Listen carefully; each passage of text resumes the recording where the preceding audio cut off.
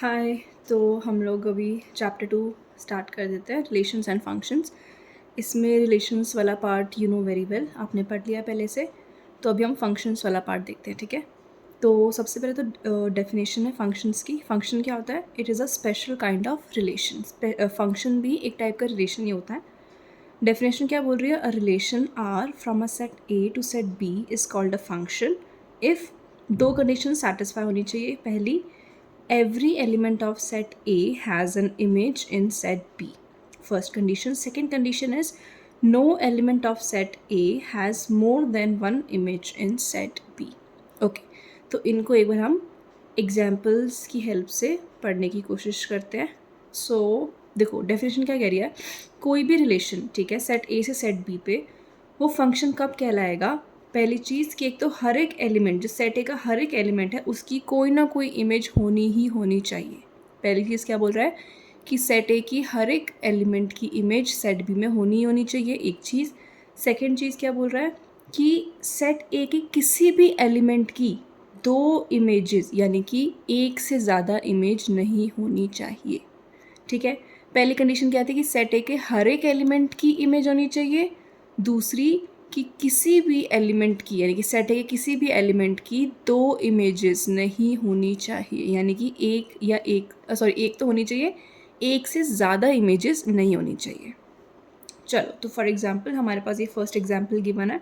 हमें चेक करना है कि ये फंक्शन है या नहीं है। ओके, पहली कंडीशन क्या है कि सारे सेट ए के एलिमेंट्स की इमेज होनी चाहिए। दूसरी चीज़ क्या है कि किसी भी एक एलिमेंट की दो इमेजेस नहीं होनी चाहिए, ठीक है। ओके, तो सबसे पहले सेट ए क्या है? It has 5 elements which is 1 2 3 4 5, और सेट बी के भी 5 एलिमेंट्स हैं, 2 5 7 9 10। ओके, तो कुछ ऐसे रिलेशन बनाया हुआ है हमने। तो इसमें सबसे पहली चीज़ क्या है, क्या चेक करना है हमें फंक्शन होने के लिए कि सेट ए के सारे एलिमेंट्स की इमेज होनी चाहिए, ठीक है। तो देखो 1 की इमेज है, 2 की इमेज है, 3 की इमेज है, यस। 4 और 5 की इमेज नहीं है, हेंस फर्स्ट कंडीशन सेटिस्फाई नहीं हो रही, यानी कि it is not a function, ठीक है।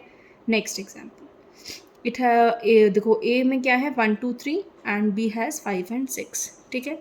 तो अब देखो ए के जो है, पहले सबसे पहले कंडीशन क्या है कि हर एक ए के एलिमेंट की इमेज होनी चाहिए। तो देखो 1 की इमेज है, हाँ है, दो है बल्कि, 2 की इमेज है, 3 की इमेज है, यानी कि सेट ए के एलिमेंट्स की इमेजेस तो है, ठीक है, हर एक एलिमेंट की इमेज है। अब सेकेंड कंडीशन क्या बोल रहा है? No element of set A has more than one image in set B, यानी कि सेट ए की किसी भी एलिमेंट की दो, यानी कि एक या एक से ज़्यादा इमेज नहीं, एक से ज़्यादा इमेज नहीं होनी चाहिए, एक हो सकती है, ठीक है, एक तो होनी ही चाहिए, यानी कि एक से ज़्यादा इमेजेस नहीं होनी चाहिए, यानी कि दो बोल देते, तीन बोले, दो या तीन इमेजेस नहीं होनी चाहिए किसी भी एलिमेंट की। बट हम यहाँ पे देख पा रहे हैं कि जो एलिमेंट 1 है उसकी देखो, उसकी 5 पे एक इमेज है और 1 की 6 पे एक इमेज है, यानी कि 1 की दो इमेजेस हो गई, hence it is not a function. क्यों? क्योंकि ये सेकेंड कंडीशन को सेटिस्फाई नहीं कर रहा। सेकेंड कंडीशन क्या थी कि किसी भी एलिमेंट की एक से ज़्यादा इमेज नहीं होनी चाहिए, बट इसमें 1 की दो इमेजेस हैं, इसलिए it is not a function. Next example, ये आपका कोई सेट ए है, ये बी है। ए में क्या है 1 2 3, बी में क्या है एक्स एंड वाई। अब पहली कंडीशन क्या थी कि हर एक एलिमेंट की इमेज होनी चाहिए, यानी कि 1 की इमेज है, यस, 2 की इमेज है, यस, 3 की इमेज है, यस। ओके, नेक्स्ट कंडीशन क्या है कि no element of A has more than one image in set B. तो यानी कि जो 1 है, क्या उसकी एक ही इमेज है? यस। 2 की एक ही इमेज है? यस। सेम इमेज हो सकती है बट एक की दो इमेजेस नहीं हो सकती, ठीक है। 3 की एक इमेज है? यस। ओके, तो यानी कि दोनों कंडीशंस सेटिस्फाई हो रही हैं, hence it is a function, ठीक है। तो हम तीनों चीज़ों से हमने क्या सीखा? दो पॉइंट्स हमने नोट डाउन किए। क्या? Converging rays are allowed but diverging rays are not allowed. Converging मतलब यानी कि कहीं से आ रही है और एक पॉइंट पे कन्वर्ज कर रही हैं, ठीक है। अब कहीं से आ रही है, एक पॉइंट पे कन्वर्ज कर रही हैं, यानी कि ये कैसी रेज हो गई हमारी? कन्वर्जिंग रेज, एंड हेंस ये पॉसिबल है, इसलिए फंक्शन बना, करेक्ट। तो यही कह रहा है converging rays are allowed but diverging rays are not allowed. Diverging मतलब एक पॉइंट से निकलती है जब रेज, है ना, डाइवर्ज हो रही हैं। तो अब देखो यहाँ पे है, ये एक कोई पॉइंट है, यहाँ से निकल रही हैं, तो अगर ये निकलेंगी तो क्या हो जाएगा? नॉट अ फंक्शन, यानी कि कन्वर्जिंग रेज अलाउड है but diverging rays are not allowed for making it a function. ठीक है. Next point, complete set A must be domain. अब देखो, अगर ये फंक्शन बन रहा है, फंक्शन इन तीनों में से कौन सा बना था? ये वाला, है ना. तो अगर हम डोमेन और रेंज, हम आगे डेफिनेशंस भी देखेंगे. तो जो डोमेन होता है, अगर ये फंक्शन बन रहा है, अगर ये फंक्शन है, तो उसका जो डोमेन होगा वो पूरा सेट ए ही होगा, कंप्लीट सेट ए होगा. उसमें कोई भी एक एलिमेंट छूटेगा नहीं पीछे. ठीक है. सारे एलिमेंट्स ए के क्या बनाएंगे? डोमेन बनाएंगे. यही कह रहा है. ओके. नेक्स्ट, अब छोटी सी डेफिनेशन कह लो.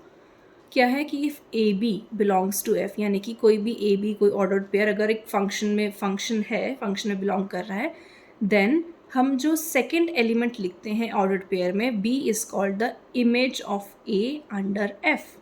तो हम यहाँ पे बी को क्या बोलते हैं? Image of A.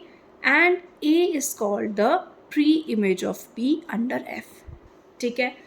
For example, कोई a b ordered pair function में बिलोंग कर रहा है, तो उसका जो बी होगा, सेकेंड एलिमेंट होगा, वो क्या होगा? Image of the first element. And जो फर्स्ट एलिमेंट है, that is the pre image of the second element. अगर ए बी है तो b is the image and a is the pre image. ठीक है. तो आपके पास ऐसे क्वेश्चन आ सकते हैं जहाँ पे वो बोलेगा कि भाई इसका इमेज बताओ, या फिर इसका इमेज फाइंड आउट करो, या फिर इसकी प्री इमेज निकालो. ठीक है. तो हमें डेफिनेशंस पता होना चाहिए कि प्री इमेज हम किसको बोल रहे हैं और इमेज हम किसको बोल रहे हैं. Okay. Next we have equal function. Equal function कौन से होते हैं? Two functions f and g are said to be equal if and only if. दो फंक्शंस हैं एफ एंड जी, उनको हम इक्वल कब बोलेंगे? इसके लिए हमारे पास तीन कंडीशंस सेटिस्फाई होनी चाहिए. सबसे पहली चीज़, domain of f equals to domain of g, यानी कि दोनों के जो डोमेन्स हैं वो आपस में इक्वल होने चाहिए. Second condition, codomain of f is equals to codomain of g, यानी कि उनके को डोमेन्स भी आपस में इक्वल होने चाहिए. मैं आपको इनकी डेफिनेशन बताऊंगी, को डोमेन क्या होता है, डोमेन क्या होता है. ठीक है. Then third is f x equals to g x for every x belonging to their common domain. ठीक है. देखो, पहली चीज़ क्या बोली? दो फंक्शंस कब इक्वल होंगे? उनके डोमेन्स, उनके को डोमेन्स, और वो दोनों फंक्शंस आपस में इक्वल होंगे, तभी हम उन दोनों को इक्वल फंक्शंस बोलेंगे. ठीक है. तो अभी मैंने आपको बताया कि अगर फंक्शन है तो उसका डोमेन क्या होगा? पूरा का पूरा सेट ए, है ना. ये पढ़ा हमने कि अगर कोई फंक्शन बना रहा है, कोई चीज़, रिलेशन, अगर कोई रिलेशन फंक्शन है तो उसका जो डोमेन होगा वो पूरा का पूरा सेट ए होगा. को डोमेन क्या होता है? पूरा का पूरा सेट बी. ठीक है. को डोमेन होता है पूरा का पूरा सेट बी. यहाँ पे पूरा का पूरा सेट बी क्या हो जाएगा? को डोमेन हो जाएगा. ओके. एंड एक रेंज भी आता है. रेंज क्या होता है? जो जो एलिमेंट्स सिर्फ मैपिंग में है ना, वही एलिमेंट्स हमारी रेंज में होते हैं. यानी कि जैसे ये देखो, ये तो फंक्शन वैसे है नहीं, बट मैं आपको एग्जाम्पल के लिए बता रही हूँ कि इसमें रेंज अगर हमें लिखनी होगी तो हम रेंज कैसे लिखेंगे. तो जो को डोमेन होता है, को डोमेन, रेंज के लिए हमेशा को डोमेन चेक करेंगे. को डोमेन के वो एलिमेंट्स जो कि मैपिंग में है. मैपिंग मतलब फंक्शन से रिलेटेड है, यानी कि 2 आ रहा है, 7 आ रहा है, 9 आ रहा है ना. ये लोग क्या है? आपस में रिलेटेड हैं कुछ ना कुछ. 5 और 10 का कोई रिलेशन ही नहीं है, तो इनको हटा दो. तो रेंज में कौन कौन आएगा? सिर्फ 2, 7 एंड 9. ठीक है. पर को डोमेन में क्या होगा? 2, 5, 7, 9, 10. करेक्ट. डोमेन में क्या आएगा? 1, 2, 3, 4, 5. ये फंक्शन नहीं है, बट मैं आपको एग्जाम्पल के लिए बता रही हूँ कि अगर आपको इसमें आपको डोमेन बताना होगा पूरा सेट ए, को डोमेन बताना होगा पूरा सेट बी, रेंज बताना होगा तो सिर्फ वो एलिमेंट्स जिन पे एरोज आ रहे हैं, विच इज़ 2, 7, 9. ठीक है. ओके. तो हम इक्वल फंक्शंस पढ़ रहे थे. कौन से होंगे? जिनका डोमेन इक्वल होगा, को डोमेन इक्वल होगा, और वो दोनों फंक्शंस भी इक्वल होंगे for every x belonging to their common domain. ठीक है. जो उनके कॉमन डोमेन में सारे एलिमेंट्स हैं, उन सभी एलिमेंट्स के लिए एफ एक्स और जी एक्स को बराबर होना पड़ेगा. Then only we can say that the two functions are equal. Okay.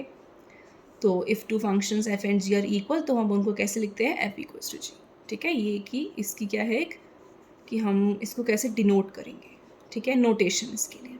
Okay. एक और छोटी सी चीज़, which is a function f from a to b is called a real valued function if b is a subset of r. r क्या है? ये set of all real numbers. ठीक है. कोई भी फंक्शन को हम रियल वैल्यूड फंक्शन कब बोलेंगे? अगर जो b है, b क्या बोलते हैं? कोडोमेन, ऐसे याद रखना है, ठीक है? a is the domain, b is the codomain. If b is a subset of r, यानी कि b की जो सारी वैल्यूज़ हैं वो सारी कैसी कहाँ से आनी चाहिए? r से आनी चाहिए। r मतलब रियल नंबर्स, यानी कि रियल नंबर वैल्यूज़ होनी चाहिए किसकी? सेट b की। तब तो हम इसको बोलेंगे real valued function, otherwise not. ठीक है, नीचे क्या है? If a and b both are subsets of r then f is called a real function. अगर देखो अभी तो हमने b बोला, अगर सिर्फ b की वैल्यूज़ जो हैं वो सबसेट ऑफ रियल नंबर्स हैं तब तो उनको उसको हम बोलेंगे रियल वैल्यूड फंक्शन। अगर a की और b की दोनों की वैल्यूज़ सबसेट्स ऑफ r में से आ रही हैं तब हम क्या बोलेंगे? f को एक रियल फंक्शन। ठीक है, रियल वैल्यूड फंक्शन और रियल फंक्शन समझ में आ गया? ओके, नेक्स्ट अब आ रहे हैं डोमेन और रेंज पे। डोमेन और रेंज ऐसे डेफिनेशन में आपको कुछ ऐसे समझ नहीं आएगा, इसके ना एग्जाम्पल्स एक्सरसाइज में हम आगे करेंगे इसको भी, तो तब आपको ज़्यादा क्लियर होंगी चीज़ें। ठीक है, पर एक बार हम इसको पढ़ लेते हैं क्या डेफिनेशन क्या बोल रहा है। डोमेन क्या होता है? All possible values of x for which F x is defined. आपको डिफाइंड का मतलब भी बताऊंगी, सारी चीज़ें समझाऊंगी बाद में, बट जस्ट डेफिनेशन के लिए हम पढ़ लेते हैं क्या डोमेन क्या होता है। वो सारी एक्स की वैल्यूज़ जिसके लिए जो हमारा एफ एक्स फंक्शन है वो डिफाइन हो रहा है। ठीक है, वो सारी वैल्यूज़ जिसके लिए हमारा फंक्शन की वैल्यू डिफाइन हो रही है, that is called the domain. Range क्या होता है? All the possible values of F x. Domain तो क्या है? एक्स की सारी वैल्यूज़। रेंज क्या है? एफ एक्स की सारी वैल्यूज़। ठीक है, एफ एक्स को ही हम वाई बोलते हैं। ओके, सो अभी के लिए इतना ही, सिर्फ डेफिनेशन पढ़ो, आगे का we will do in the next video.